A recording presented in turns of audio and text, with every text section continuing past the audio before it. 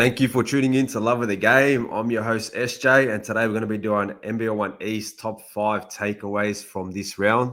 It's grand final weekend, so let's get it cracking. At number 5, you got the COE's men team lacking some dog. And what do I mean by that? 98-89 defeat up against the highly fancied Illawarra Hawks. Todd Blanchfield, 27 points, 15 rebounds. Kobe McDowell-White, 19 points, 11 assists, 9 rebounds. Matthew Mims and Kyle Leslie, 19 points each. But COE were neck deep into that game.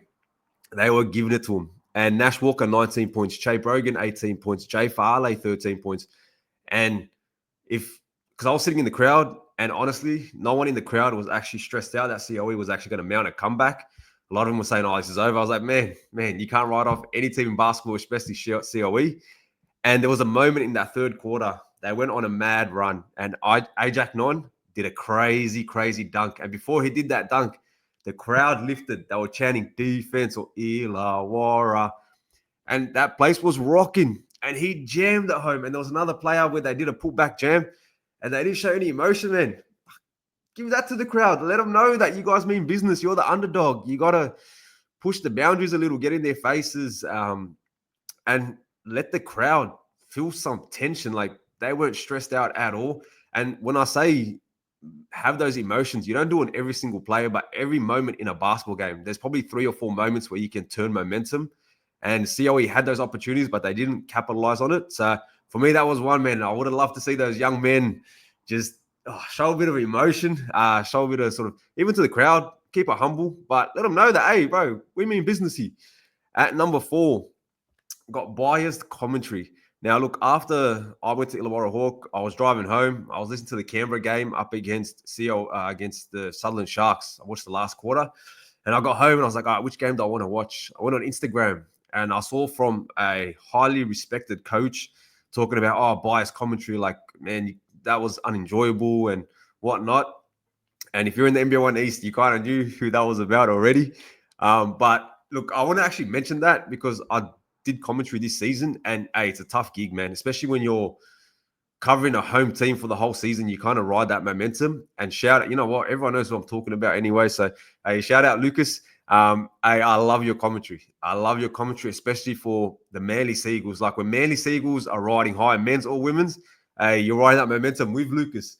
But when they're not going well, or the other team are getting a few calls, you can kind of hear it. And for a neutral of the game, commentary is massive. You need a great team in the commentary booth to enjoy that game. And especially, and this is why I kind of mention it, maybe previous years, not so much, but hey, there's a lot of eyes on the NBL1 East. Nicole Munger just won MVP for the 3rd time in succession.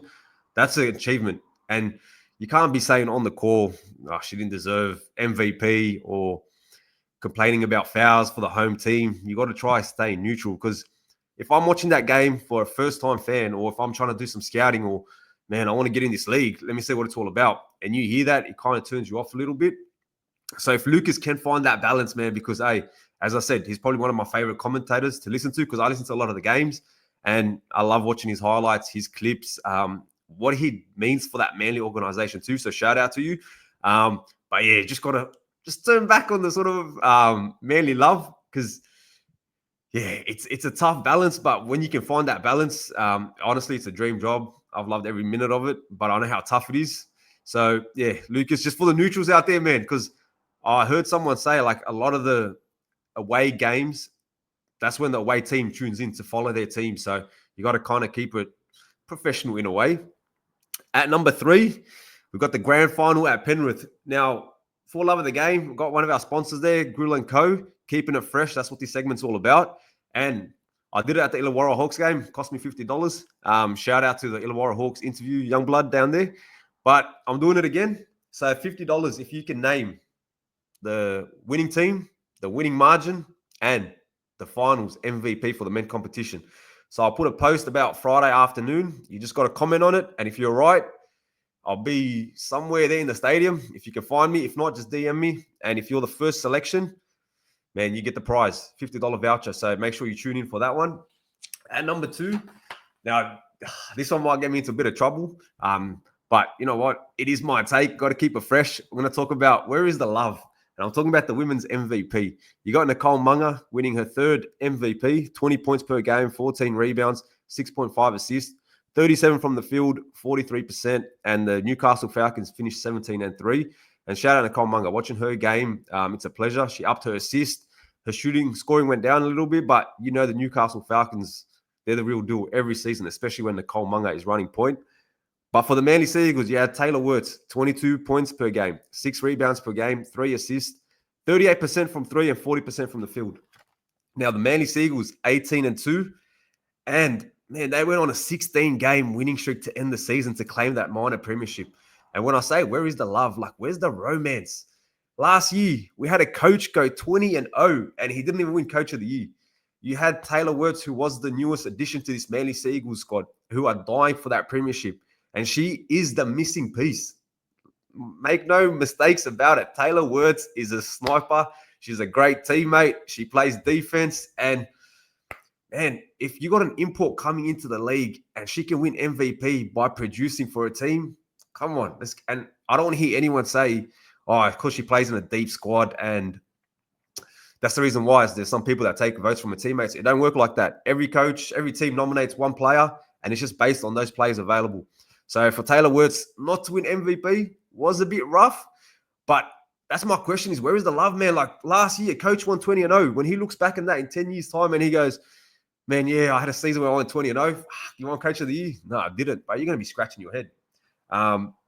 So for me, for the growth of the game, man, let's keep that romance alive. If a player produces and does that, like if Nicole Munger's stats, every single thing went up, fair enough. Like triple MVP. I don't know about voters fatigue and stuff like that, how he works in the NBA, but yeah, that's the reason why I'd have Taylor Wirtz. At number 1, I got the Canberra Gunners against the Illawarra Hawks, old school versus new school.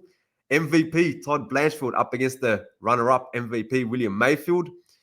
And William Mayfield said on the show, loving the game, that Todd Blanchfield was his hardest cover. So, hey, that matchup is going to be enthralling. You got Kobe McDowell-White up against James Tui, Glenn Morrison. The last time Glenn Morrison and the Illawarra Hawks faced off, man, there was a bit of tension there. So let's see if that keeps up. But for the Canberra Gunners, is this redemption season? Can they win the grand final after losing last season? For the Illawarra Hawks, can they complete the double NBL1 East and NBL title for that region? Hey, love of the game is going to have you covered, but that's my top 5. Take care.